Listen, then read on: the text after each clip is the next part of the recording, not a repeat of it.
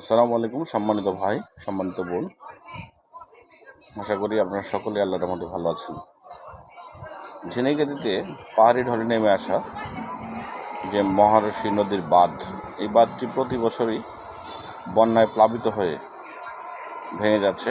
মানুষের ক্ষয়ক্ষতি হচ্ছে, মানুষের ঘরবাড়ি ভেসে যাচ্ছে, মানুষ তার সন্তানদের হারাচ্ছে, মানুষের জীবন বিপন্ন হয়ে মানুষের জীবন চলে যাচ্ছে। এই যে একটা অবস্থা, বহু মানুষের আবাদি জমি, ঘরবাড়ি, পুকুর প্লাবিত হচ্ছে, সকল মানুষ ক্ষতিগ্রস্ত হচ্ছে। এইভাবেই চলছে ঝিনাইগাতীর পাহাড়ি ঢলে নেমে আসা নদীর বাঁধ ভেঙে এইভাবে ক্ষতি হয়ে যাচ্ছে প্রতি বছরই। এদিকে আসলে কেউ নজর দিচ্ছে না।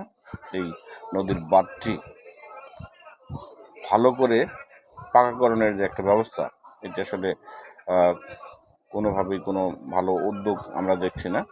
তবে আমি সরকার মহোদয়ের কাছে আপাতত এটির জন্য জোর দাবি জানাচ্ছি। আর অতিবৃষ্টি কখনোই ভালো ছিল না বা ভালো না। বৃষ্টি আল্লাহর রহমত। গত রাতে যে পাহাড়ি ঢালে নেমে আসা যে বন্যায় প্লাবিত হয়ে যে আবাদি জমিগুলোতে পলি পড়েছিল, যে ধান গাছগুলো, ধানের চারাগুলো যেগুলো শুয়ে পড়েছিল, সেগুলো আসলে বৃষ্টির পানিতে কিছু জমির যেটা আসলে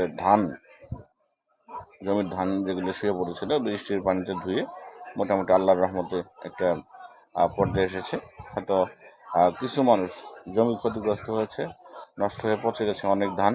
তারপরেও কিছু জমি হয়তো আল্লাহর রহমতে, কিছু জমিতে আল্লাহর রহমতে আশা করি ধান হবে। আমার নিজেরই, আমার ওয়াইফ কিছু জমি লাগিয়েছে।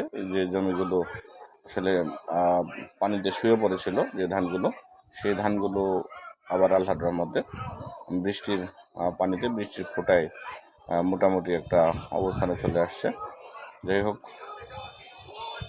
এই পাহাড়ি যে ঢল, এই ঢল যেন নদী ভেঙে না বিভিন্ন গ্রাম প্লাবিত না হয়, সেই জন্য আমি সরকার মহোদয়ের কাছে দৃষ্টি আকর্ষণ করছি, এলাকাবাসীর দৃষ্টি আকর্ষণ করছি, দেশের ধনাঢ্য ব্যক্তিদের দৃষ্টি আকর্ষণ করছি। সকলে যেন এই বাঁধ নির্মাণে আমরা সবাই সম্মিলিতভাবে চেষ্টা করি। বিল্লাল ভাই, থটস অফ বিল্লাল ভাই, এই 11টি পরিবারের দায়িত্ব নিয়েছেন ঘর করে দেওয়ার।